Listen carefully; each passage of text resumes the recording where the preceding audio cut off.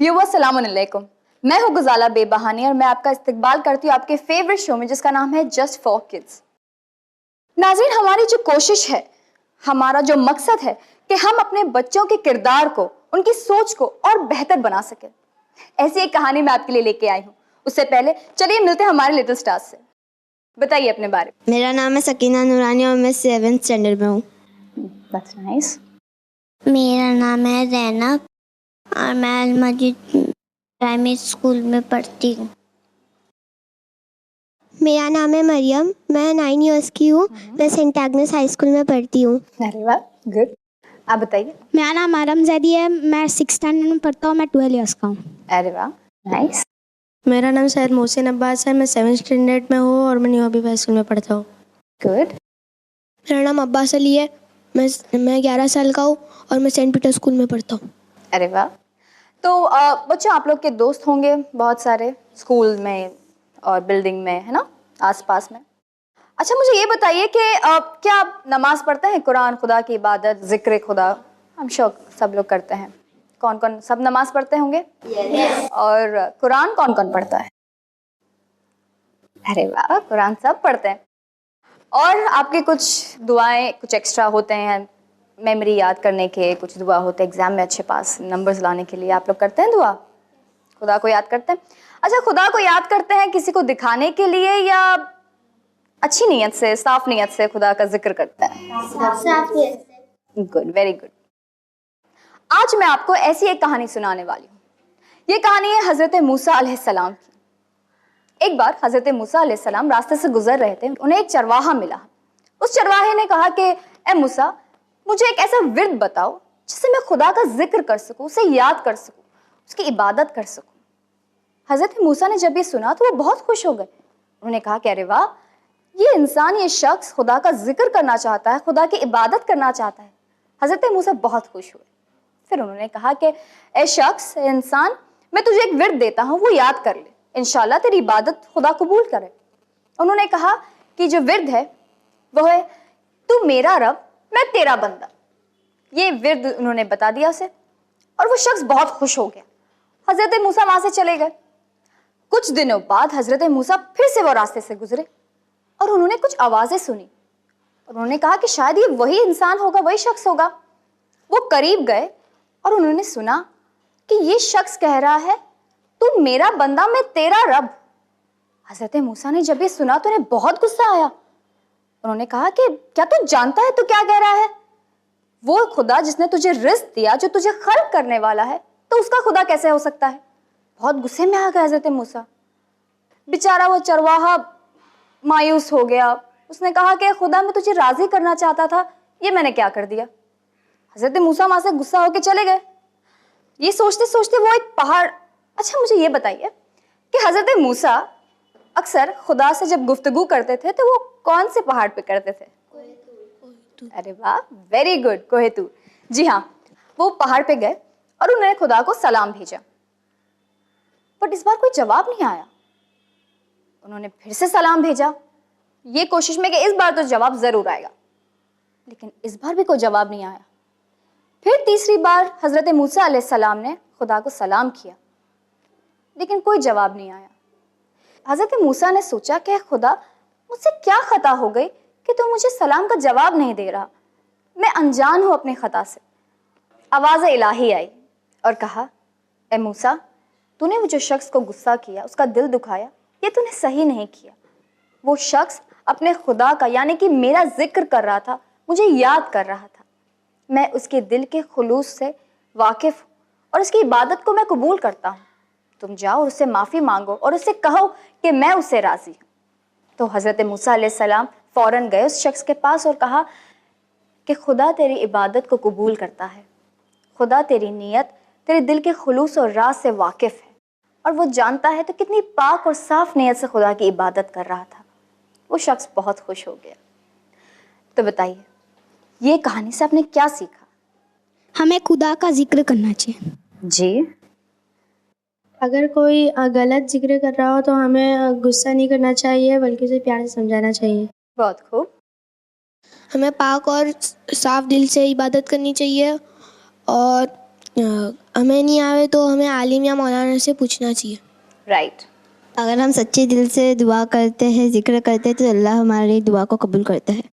तो व्यूअर्स, देखा आपने हमारे बच्चों ने कितना अच्छा मॉरल सीखा है स्टोरी से। बच्चों, मैं तुम्हें एक बात बताना चाहती हूँ। ये जो कहानी मैंने तुम्हें बताई हज़रत मूसा अलैहिस्सलाम की, इससे और एक बात हमें सीखने मिलती है कि हम जब खुदा की इबादत करते हैं तो हमें शो ऑफ नहीं करना चाहिए। हमें नहीं देखना चाहिए कि अगर हम रूम में बैठे हैं और हम खुदा की इबादत कर रहे हैं तो कौन हमें देख रहा है, डैडी मम्मी हमें देख रहे हैं कि हम कितने अच्छी तरह इबादत, नमाज और कुरान पढ़ रहे हैं। नहीं, हमें ऐसा नहीं करना चाहिए। हमें खुदा के लिए इबादत करना चाहिए। हमें किसी को दिखाने के लिए इबादत नहीं करनी चाहिए। और जब इबादत करें तो साफ़ और पाक नीयत से कि खुदा, मैं तेरी इबादत करता हूँ और तू राज़ी करने वाला है, तू कबूल करने वाला है। इस नीयत से हमें इबादत करना चाहिए। और ना ही इबादत, बाकी हमारी जो रोज़मर्रा की ज़िंदगी है, बाकी की चीज़ों में भी हमें नीयत साफ़ करनी चाहिए। जो अगर हम कोई काम कर रहे हो तो हमारी नीयत साफ़ होनी चाहिए कि हम ये काम कर रहे हैं क्योंकि खुदा हमसे राज़ी हो, ताकि खुदा हमसे राज़ी हो। ठीक है। हम कोई भी अगर ज़िंदगी में, स्कूल में या हमारे फ्रेंड्स में या घर पे हमारे पेरेंट्स के साथ जब हम बिहेव करते हैं, उनके साथ हम जो बात करते हैं, हमें ये सोचना चाहिए कि हम खुदा को राज़ी करें। हमारी नीयत साफ़ होनी चाहिए। मम्मी की जब मदद करते हैं हम किचन में, या डैडी को जब मदद करते हैं, तो हमारी नीयत साफ़ होनी चाहिए। ठीक है। तो चलिए व्यूअर्स, बढ़ते हैं हमारे अगले सेगमेंट की ओर, जिसका नाम है डिड यू नो।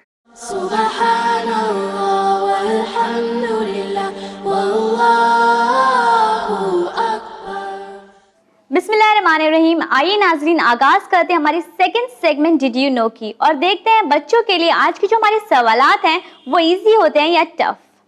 हमारे पास देख सकते हैं जैसे कि दो टीम्स मौजूद हैं, team A and team B. Team A में सारे लड़के हैं और टीम बी में लड़कियां। तो आइए स्टार्ट करते हैं हमारा सेकंड सेगमेंट। हम आपसे पहले इस्लामिक क्वेश्चंस करेंगे। ओके, आप लोग रेडी है? मैं आपको हिंट दूंगी, आपको पता लगाना है और आपको पहचानना है मैं किसके बारे में बात कर रही हूँ। ठीक है। तो हमारा जो फर्स्ट क्वेश्चन है वो गर्ल्स है। I am the first prophet, the first man on planet Earth, who am I? ये पहले प्रॉफिट है।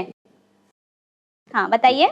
हज़रत आदम अलैहिस्सलाम। वेरी गुड, हजरत आदम अलैहिस्सलाम इज द राइट आंसर। हजरत आदम अलैहिस्सलाम is the first man on earth, और ये हमारे फर्स्ट पैगंबर हैं। और आपको पता है हजरत आदम अलैहिस्सलाम की वाइफ का नाम क्या है? बताइए मोहसिन। जनाब हव्वा अलैहिस्सलाम। वेरी गुड, बीबी हवा सलामुल्लाह अलैहा इनकी वाइफ का नाम है। और हजरत आदम अलैहिस्सलाम की बची हुई मिट्टी से ही बीबी हवा को क्रिएट किया गया था, यानी कि बनाया गया था। अब हम सेकंड क्वेश्चन करेंगे बॉयज से। I am the most mentioned prophet in the holy Quran, I am also known as Kalimullah, which prophet I am? बताइए। जनाब मूसा अलैहिस्सलाम। जनाब मूसा अलैहिस्सलाम इज द राइट आंसर। जनाब मूसा अलैहिस्सलाम को कलीमुल्लाह क्यों कहा जाता था, पता है? ओके, बताइए। क्योंकि वो खुदा से कलाम करते थे। वेरी गुड, क्योंकि वो खुदा से कलाम करते थे, गुफ्तगू किया करते थे, इसलिए उन्हें टाइटल मिला था कलीमुल्लाह का। और कुरान में भी सबसे ज्यादा जिक्र जिस प्रॉफिट का है वो है हजरत मूसा अलैहिस्सलाम का। और आपको हजरत मूसा अलैहिस्सलाम के मौजूज़े के बारे में पता है कुछ? किसे पता है? अब्बास, आप बताइए। उनके पास एक स्टिक थी जो मारते थे नीचे तो स्नेक बन जाती थी। वेरी गुड, उसे असाए मूसा कहते हैं। उनका ये मौजूज़ा था कि उनके पास जो असा थी, जो वो जमीन पे मारते थे, वो स्नेक बन जाती थी। It's very good, right answer. अब हम सवाल करेंगे गर्ल्स से। गर्ल्स के लिए हमारा क्वेश्चन है, I am the still alive prophet, I am known as Ibne Maryam, which prophet I am? ये प्रॉफिट वो है जो अब तक जिंदा है और इन्हें इब्ने मरियम कहा जाता है। कौन से prophet? Prophet Isa. Prophet Isa अलैहिस्सलाम is the right answer. Prophet Isa अलैहिस्सलाम वो वाहिद नबी है जो अपनी माँ के नाम से, यानी कि अपनी मदर के नाम से जाने जाते हैं। इन्हें इब्ने मरियम कहा जाता है बिकॉज उनकी मदर का क्या नाम था? जनाब मरियम। जनाब मरियम सलामुल्लाह अलैहा उनकी मदर का नाम था। ये बात बहुत इंपॉर्टेंट रखती है कि जब भी हम प्रॉफिट या इमाम का नाम ले उसके आगे अलैहिस्सलाम, और बीबियों का नाम ले तो उसके आगे सलामुल्लाह अलैहा जरूर लगाएं। ओके, वैसे आपका आंसर राइट है। अब हम सवाल करेंगे बॉयज से। बॉयज, आप बताइए।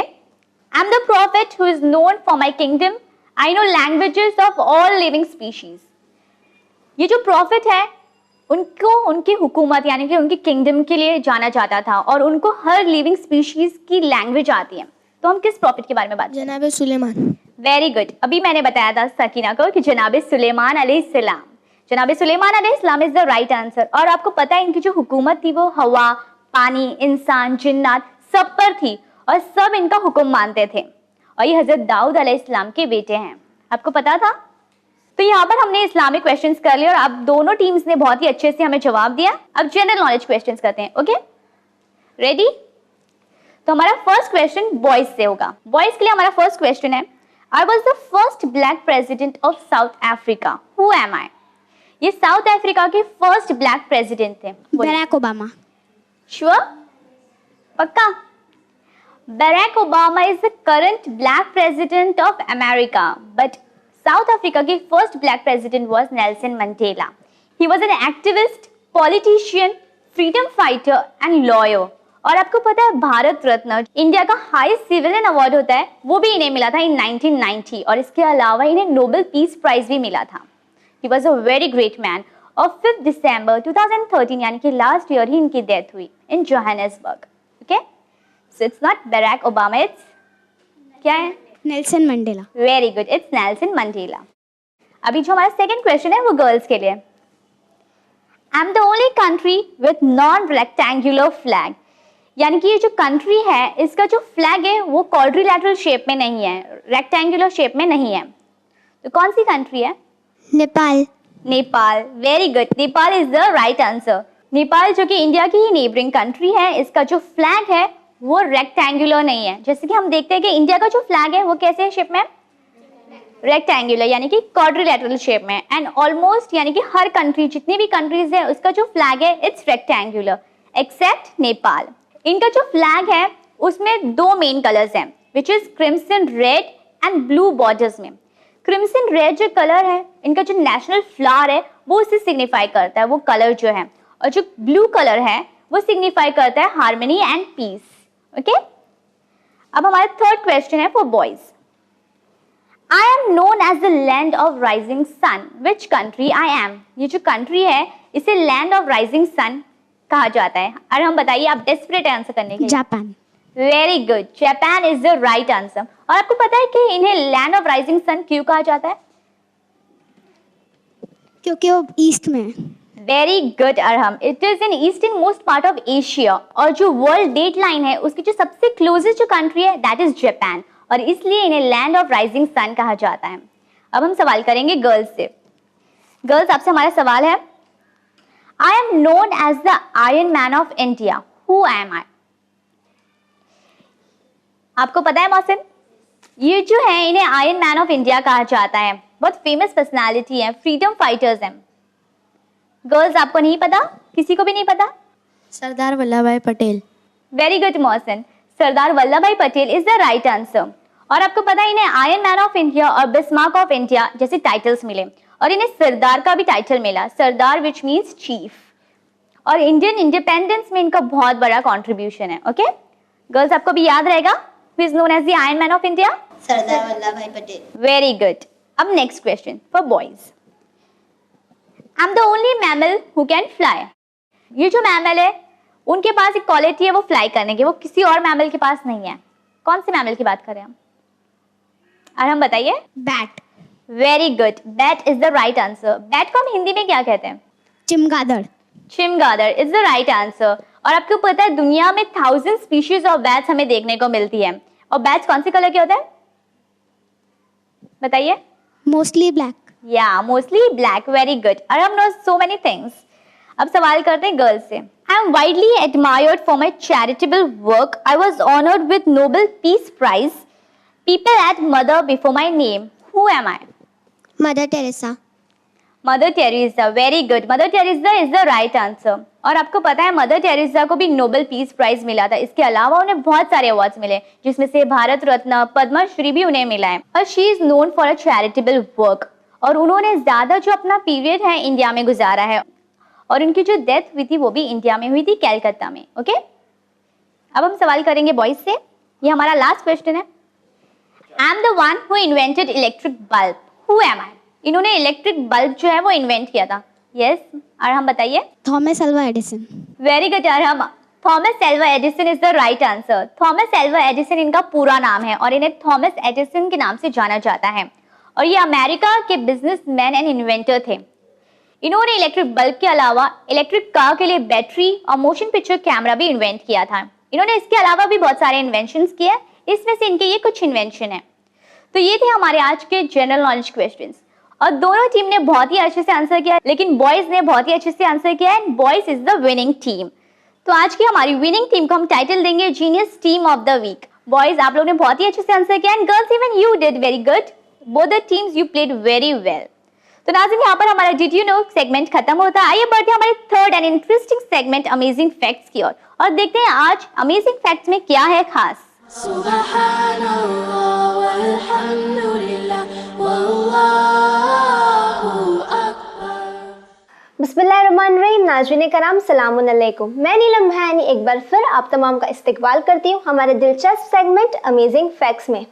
सो किड्स, आज हम आपको ज़मीन की एक ऐसी शय से रूबरू करवाने वाले हैं, मिलवाने वाले हैं जो शायद आपके घरों में भी मौजूद हो, जो आपको जंगलात में भी देखने को मिलेगी, जिनके घर वीरानों में भी है। और अगर आप इस बात से बाखबर हो और आपको खबर नहीं हो तो हो सकता है ये शय आपके घरों में ही अपना घर बना ले। जी हाँ लिटिल स्टार्स, हम बात कर रहे हैं अल्लाह की मोस्ट क्रिएटिव और नाजुक क्रिएशन स्पाइडर्स की, यानी मकड़ी की। स्पाइडर्स वैसे मकोड़ों की फैमिली से बिलोंग करते हैं, यानी इनके ताल्लुकात एर्चिनिड्स के खानदान से हैं। इसका सबसे पहला सबूत ये है कि स्पाइडर्स के 8 पैर होते हैं, मतलब दे हैव 8 लेग्स। और अगर बात की जाए इंसेक्ट्स की तो इनके 6 पैर होते हैं। किड्स, क्या आप जानते हैं कि मकड़ी यानी स्पाइडर्स को एंटीना नहीं होते, और अगर आप इंसेक्ट्स को देखें तो इनमें एंटीना पाए जाते हैं। और ये भी एक वो चीज़ है जो इन मकड़ियों को मकोड़ों के खानदान में शुमार करती है और इंसेक्ट से अलग करती है। अगर बात की जाए इन स्पाइडर्स के रहने की तो दुनिया के हर कोने में आपको स्पाइडर्स मिलेंगे सिवाय एंटार्क्टिका के। सो किड्स, क्या आप जानते हैं दुनिया भर में स्पाइडर्स की 40,000 स्पीशीज यानी किस्में मौजूद हैं। और इसके अलावा ज़्यादातर स्पाइडर्स में सिल्क के वेब बनाने की यानी जाले बुनने की क्वालिटी होती है, जिनमें इनके शिकार आसानी से फंस जाते हैं। अगर आपके घर में स्पाइडर्स के जाले यानी वेब्स मौजूद हैं और इनमें स्पाइडर्स नहीं रहते, वो अपने घर छोड़कर जा चुके हैं, तो इन्हें हम कॉबवेब्स कहेंगे।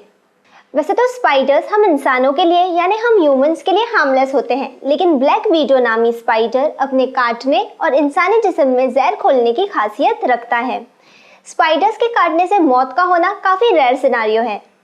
किड्स, क्या आप जानते हैं कि हम में से कई लोगों को एंड स्पेशली आप बच्चों को स्पाइडर्स से डर लगता है, और इस डर को टेक्निकल टर्म में हम एरेक्नोफोबिया कहते हैं। अगर दुनिया की मखलूकात की आबादी देखी जाए तो स्पाइडर्स इनमें 7वीं पोजीशन पर है, मतलब स्पाइडर्स की आबादी 7वीं पोजीशन पर देखी गई है। और इन स्पाइडर्स में सिल्क बनाने के ग्लैंड्स भी मौजूद हैं। स्पाइडर्स की सबसे बड़ी दिखने वाली किस्म को ट्रेंचुलास कहते हैं, और इन ट्रेंचुलास की ग़िज़ा होती है चूहे, छिपकली और बर्ड्स यानी कि परिंदे। वैसे तो ज़्यादातर ट्रेंचुलास हम इंसानों के लिए खतरनाक नहीं होते, लेकिन ज़ाहिरन इनके रंग और इनके बाल इंसानी दिमाग में डर पैदा कर देते हैं। किड्स, क्या आप जानते हैं कि स्पाइडर्स का जिक्र कुरान मजीद में भी किया गया है। अगर आप कुरान मजीद में 20वें सिपारे में सूरा नंबर 29 देखें तो आपको सूरे अनकबूत ज़रूर मिलेगा। इसके मायने होते हैं स्पाइडर्स। स्पाइडर्स का अरबी तर्जुमा होता है अनकबूत, और इस सूरे की 69 आयतें हैं। सो किड्स, वैसे तो हमें स्पाइडर्स और इनके जैसे मकोड़ों के बारे में रिसर्च करना अच्छा नहीं लगता, लेकिन इनकी खिलकत, इनके कारनामे हमें अपने ओर खींच लाते हैं। हम उम्मीद करते हैं कि हमारे सेगमेंट अमेजिंग फैक्ट्स में आपको काफ़ी अच्छी मालूमात मिली होगी स्पाइडर्स के बारे में। अगर आपको हमारा सेगमेंट या हमारा शो अच्छा लगा हो, या अगर आप बनना चाहते हैं हमारे शो का हिस्सा, तो हमें लिख भेजें winislam@gmail.com पर। इसी के साथ मुझे यानी नीलम भायनी को दीजिए इजाज़त, पर बने रहिए चैनल विन के साथ। पैगाम इंसानियत। शुक्रिया, खुदा हाफिज़। सुब्हानल्लाह वल्हम्दुलिल्लाह वल्लाहु अकबर। सुब्हानल्लाह वल्हम्दुलिल्लाह वल्लाहु अकबर। सुब्हानल्लाह वल्हम्दुलिल्लाह वल्लाहु अकबर। सुब्हानल्लाह वल्हम्दुलिल्लाह वल्लाहु अकबर। सुब्हानल्लाह वल्हम्दुलिल्लाह वल्लाहु अकबर। सुब्हानल्लाह वल्हम्दुलिल्लाह वल्लाहु